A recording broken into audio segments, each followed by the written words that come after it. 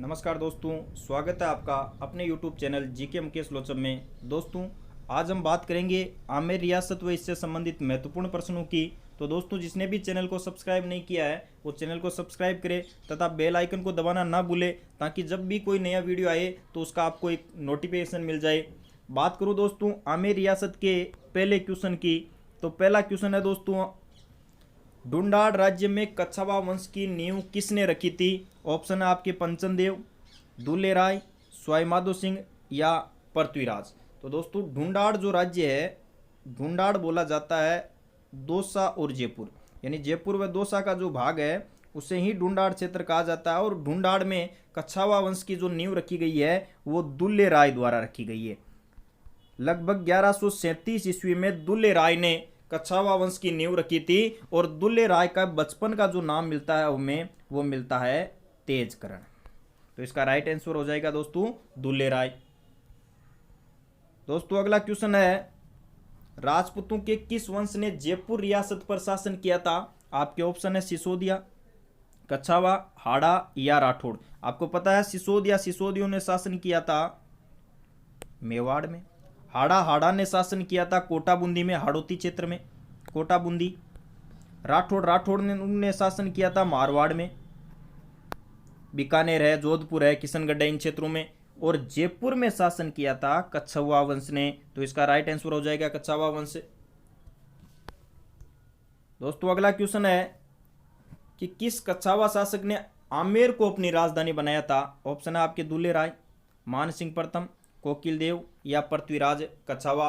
तो कच्छावा शासक जिसने आमेर को अपनी राजधानी बनाया था वो शासक था कोकिल देव। तो इसका राइट आंसर हो जाएगा कोकिल देव। दोस्तों, अगला क्वेश्चन है कि जयपुर के कच्छावा वंश की कुल देवी है। ऑप्शन है आपके शिला देवी, नारायणी माता, शीतला माता या जमुआई माता। तो जयपुर के कच्छावा वंश की जो कुल देवी है वो है जमुआई माता। और जमुआई माता का जो मंदिर है वो है जमुआ रामगढ़ नामक स्थान पर। जमुआ रामगढ़ नामक स्थान पर जमुआई माता का मंदिर है, जो जयपुर के कच्छावा वंश की कुल देवी है। और इस मंदिर का निर्माण दुल्ले राय ने करवाया था। दोस्तों, अंत में कमेंट जरूर करना कि आपके कितने क्वेश्चन राइट हुए हैं। अगला क्वेश्चन है आपके, आमेर का कच्छावा वंश अपने आप को किसका वंशज मानते हैं? ऑप्शन है आपके राम, लक्ष्मण, कुश या लव। तो आमेर का जो कच्छावा वंश है वो अपने आप को राम के बड़े पुत्र कुश का वंशज मानते हैं। तो इसका राइट आंसर हो जाएगा कुश। अगला क्वेश्चन है दोस्तों कि किस शिलालेख में कच्छावा शासकों को रघुकुल तिलक कहा गया है? ऑप्शन है आपके बिजोलिया शिलालेख, आमेर शिलालेख, दौसा शिलालेख या टोंक शिलालेख। दोस्तों, हमें मान सिंह के काल का, जो अकबर के समकालीन शासक था मान सिंह प्रथम है, उसके काल का एक अभिलेख मिलता है, आमेर अभिलेख, आमेर शिलालेख। और इस शिलालेख में कच्छावा शासकों को रघुकुल तिलक कहा गया है। तो इसका राइट आंसर हो जाएगा आमेर शिलालेख। दोस्तों, अगला क्वेश्चन है कि किस शासक के काल में आमेर रियासत 12 कोटड़ी के नाम से प्रसिद्ध हुई? ऑप्शन है आपके भीमदेव, कोकिल देव, भारमल या पृथ्वीराज कच्छावा।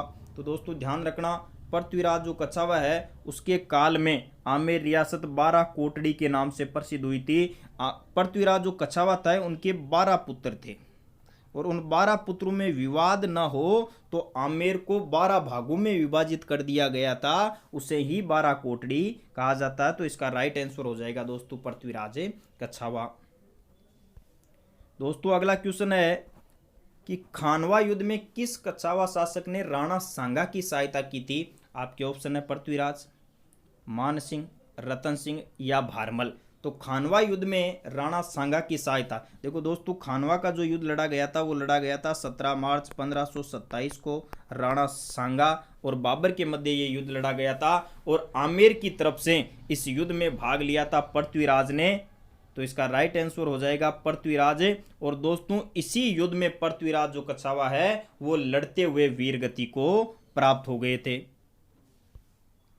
दोस्तों, अगला क्वेश्चन है कि राजपुताना के किस राज्य ने सर्वप्रथम अकबर की अधीनता स्वीकार की थी? ऑप्शन है आपके बीकानेर, रणथंबोर, आमेर या मारवाड़। तो तो राजपूताना का प्रथम राज्य था आमेर, जिसने मुगलों की अधीनता स्वीकार की थी या अकबर की अधीनता स्वीकार की थी।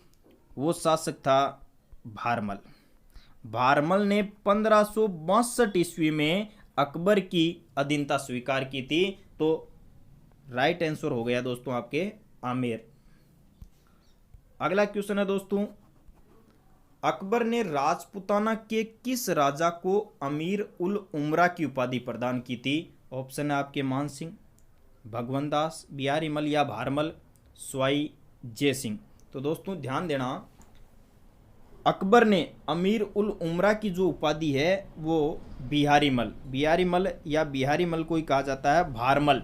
तो भारमल ने अकबर की अधीनता स्वीकार की थी, तो अकबर ने प्रसन्न होकर उन्हें उपाधि दी थी, अमीर उल उमरा की उपाधि दी थी। दोस्तों अगला क्वेश्चन है कि महाराणा प्रताप को अधीनता स्वीकार करवाने के लिए अकबर के तीसरे शिष्टमंडल का प्रतिनिधि था। ऑप्शन है आपके मान सिंह, भारमल, भगवंत दास या स्वाई जय सिंह। दोस्तों महाराणा प्रताप को मनाने के लिए अकबर ने 4 शिष्टमंडल भेजे थे, और उन 4 शिष्टमंडलों को याद करने की एक छोटी सी ट्रिक है, जमा भट्टो। सबसे पहले जलाल खां महाराणा प्रताप को मनाने के लिए गए थे, दूसरे शिष्टमंडल के प्रतिनिधि थे मान सिंह, तीसरे के थे भगवंत दास और चौथे के थे टोडरमल। तो दोस्तों ध्यान रखना, क्वेश्चन पूछा गया कि अकबर के तीसरे शिष्टमंडल के प्रतिनिधि कौन थे, तो भय से ध्यान रखना भगवंत दास, तो ये आमेर के शासक थे। दोस्तों अगला क्वेश्चन है कि सम्राट अकबर ने 7000 का मनसब एवं फरजंद की उपाधि किसे प्रदान की थी? आपके ऑप्शन है मान सिंह प्रथम, भारमल, भगवंत दास, जय सिंह। अकबर ने 7000 का मनसब व फरजंद की उपाधि, दोस्तों ध्यान देना, एक मनसबदारी प्रथा हुआ करती थी, और इस मनसबदारी प्रथा की शुरुआत भारत में वो की गई थी अकबर के द्वारा।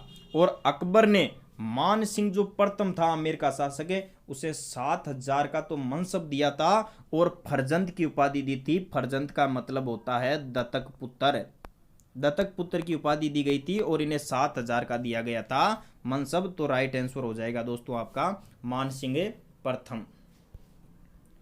दोस्तों अगला क्वेश्चन है, आमेर दुर्ग में शिला देवी मंदिर का निर्माण किसने करवाया? ऑप्शन है आपके भगवंत दास, भारमल, स्वाई प्रताप सिंह या राजा मान सिंह। देखो आमेर दुर्ग में जो शिला देवी है ये आमेर के कछावा वंश की हो गई आराध्य देवी।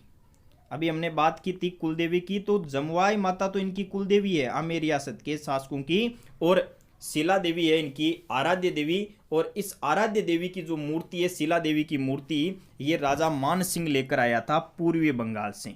पूर्वी बंगाल के शासक केदार को पराजित करके, पूर्वी बंगाल के शासक केदार को पराजित करके जसोर नामक स्थान से ये मूर्ति लाई गई थी मान सिंह के द्वारा। तो इसका राइट आंसर होगा दोस्तों मान सिंह।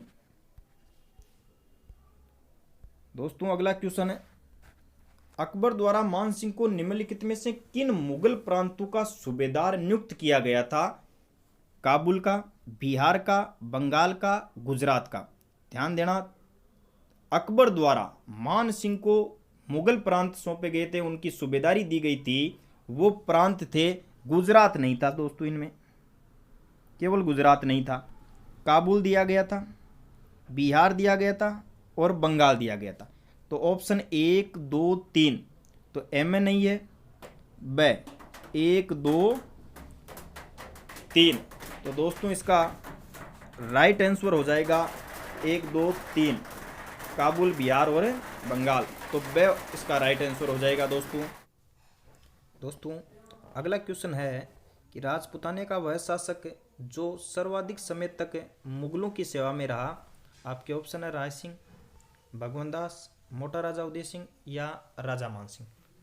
तो दोस्तों 1562 में जब मुगलों की अधीनता स्वीकार की थी भारमल ने, तो भारमल ने अपने पुत्र मान सिंह को मुगलों की सेवा में भेज दिया। तो 1562 से लेकर 1614 तक मुगलों की सेवा में रहा था राजा मान सिंह, लगभग 52 वर्ष तक। तो इसका राइट आंसर हो जाएगा राजा मान सिंह। राजा मान सिंह सर्वाधिक समय तक मुगलों की सेवा में रहा था। दोस्तों अगला क्वेश्चन है कि किस रानी ने अपने पुत्र जगत सिंह की स्मृति में आमेर में जगत शिरोमणि मंदिर का निर्माण करवाया था? ऑप्शन है आपके रानी बालाबाई, रानी कनकावती, रानी चंद्रकौरी या रानी रत्नावती। तो दोस्तों अपने पुत्र जगत सिंह की स्मृति में रानी कनकावती ने जगत शिरोमणि मंदिर का निर्माण करवाया था आमेर के किले के अंदर। रानी कनकावती थी मान सिंह की पत्नी। तो मान सिंह की पत्नी रानी कनकावती ने अपने पुत्र जगत सिंह की याद में आमेर के किले के अंदर बनवाया था जगत शिरोमणि मंदिर। और जगत शिरोमणि मंदिर के गर्भगृह में वह मूर्ति रखी हुई है जिसकी पूजा मीराबाई बचपन में करती थी। दोस्तों अगला क्वेश्चन है कि संत दादू दयाल ने वाणी ग्रंथ की रचना किसके काल में की थी? ऑप्शन है आपके भारमल, मान सिंह, स्वाई जय सिंह, माधो सिंह। तो दोस्तों संत दादू दयाल ने दादू दयाल री वाणी, ये दादू दयाल जी के दोवे ये ग्रंथ लिखे थे और इन्होंने अपना साहित्य ढूंढाड़ी भाषा में लिखा था। अपना साहित्य ढूंढाड़ी भाषा में लिखा था। और संत दादू दयाल जी मान सिंह व अकबर के समकालीन थे। तो दोस्तों इसका राइट आंसर हो जाएगा मान सिंह। किस मुगल शासक ने जय सिंह प्रथम को मिर्जा की उपाधि दी थी? किस मुगल शासक ने जय सिंह प्रथम को मिर्जा की उपाधि दी थी? ऑप्शन है आपके जहांगीर, शाहजहां, अकबर या औरंगजेब। तो जो जय सिंह प्रथम थे आमेर के शासक है, इनको मिर्जा की जो उपाधि मिली है, ये मिर्जा की उपाधि दी गई थी शाहजहां के द्वारा जब ये गांधार अभियान पर जा रहे थे।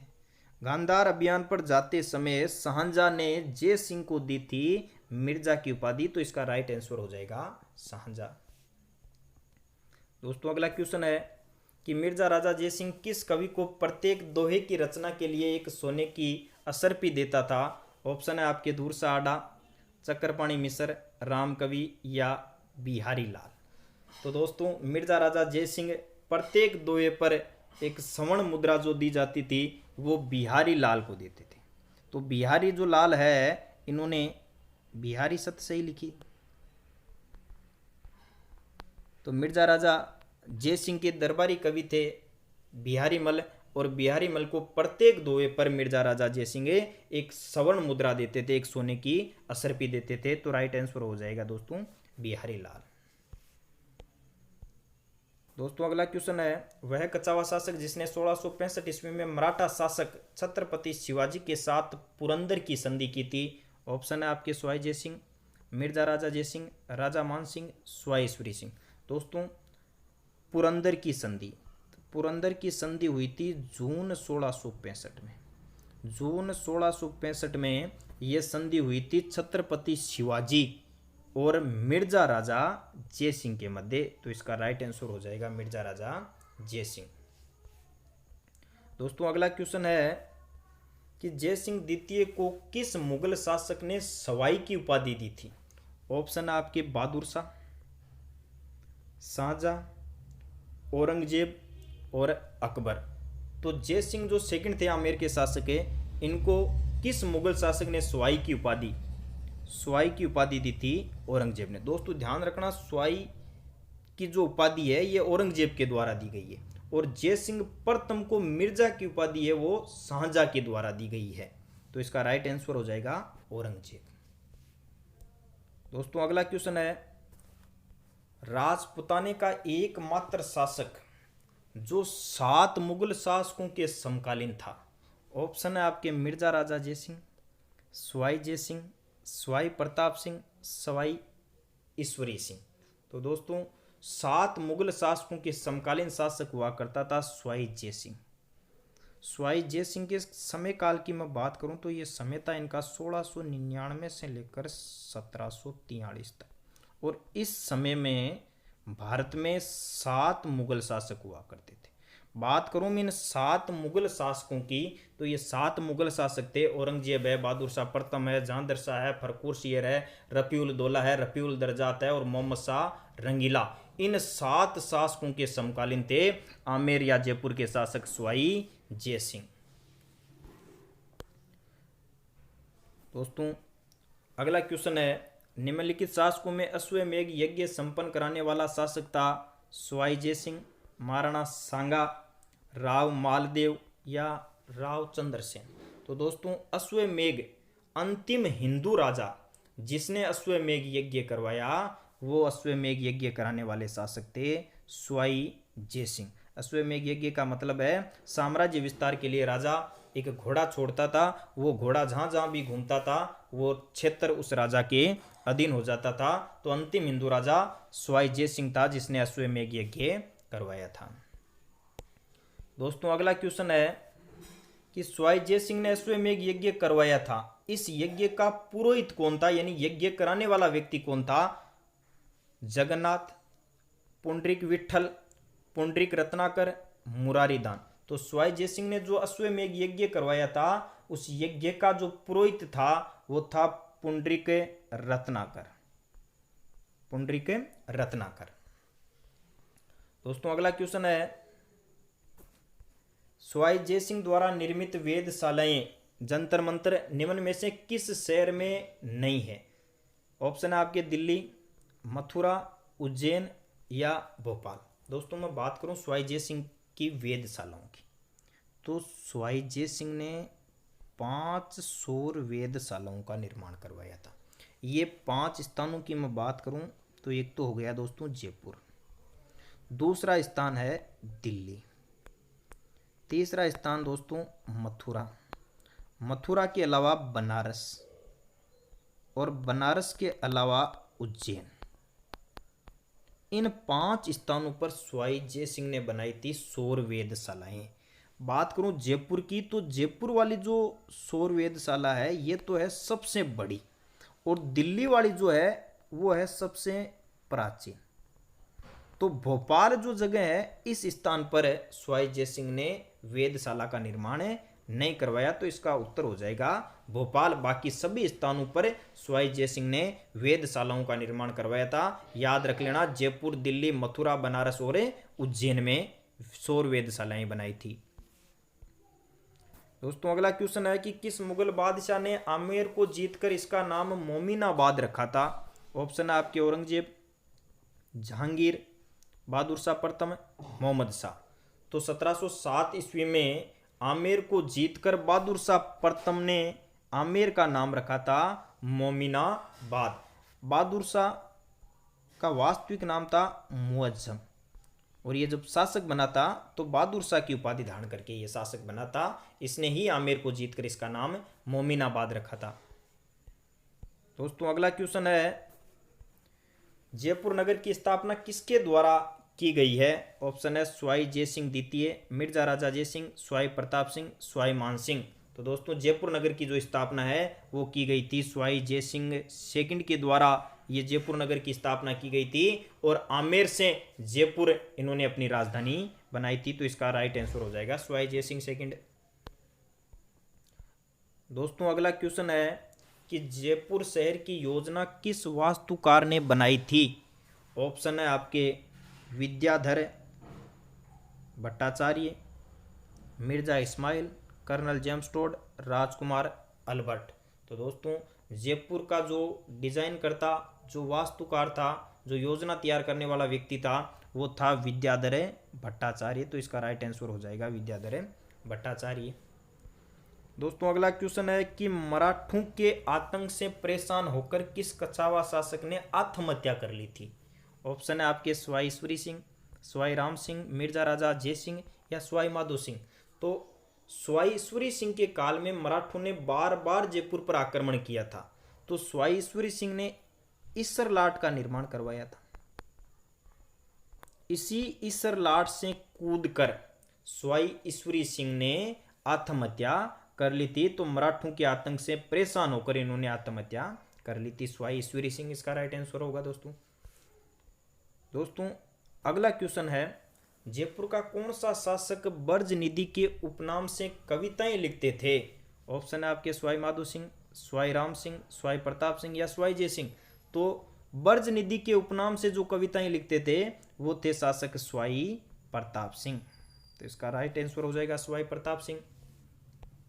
दोस्तों अगला क्वेश्चन है कि निम्न में से किस महाराजा के दरबार में 22 कवि, 22 ज्योतिषी, 22 संगीतज्ञ व 22 विषय विशेषज्ञ के रूप में गंधर्व 22 विद्यमान थी, यानी 22 का जोड़ा किस दरबार की शोभा को बढ़ाता था, किसके दरबार की शोभा को बढ़ाता था, जिसे गंधर्व 22 कहा जाता था। ऑप्शन है आपके महाराजा मान सिंह, महाराजा जय सिंह, महाराजा भगवंत सिंह या स्वाई प्रताप सिंह। तो दोस्तों इसका राइट आंसर है स्वाई प्रताप सिंह। स्वाई प्रताप सिंह के काल में इनके दरबार में 22 कवि थे, 22 ज्योतिष थे, 22 संगीतज्ञ थे, या कई विषयों से संबंधित विषय विशेषज्ञ 22 लोग थे, जिन्हें गंधर्व 22 कहा जाता है। तो इसका राइट आंसर होगा दोस्तों स्वाई प्रताप सिंह। दोस्तों अगला क्वेश्चन है कि जयपुर के किस कछावा शासक ने 1818 ईस्वी में ईस्ट इंडिया कंपनी से संधि की थी। ऑप्शन है आपके स्वाई जगत सिंह सेकंड, स्वाई प्रताप सिंह, स्वाई ईश्वरी सिंह या स्वाई मान सिंह सेकंड। तो 1818 में जयपुर के शासक स्वाई जगत सिंह सेकंड ने ईस्ट इंडिया कंपनी के साथ की थी संधि। तो इसका राइट आंसर हो जाएगा स्वाई जगत सिंह सेकंड।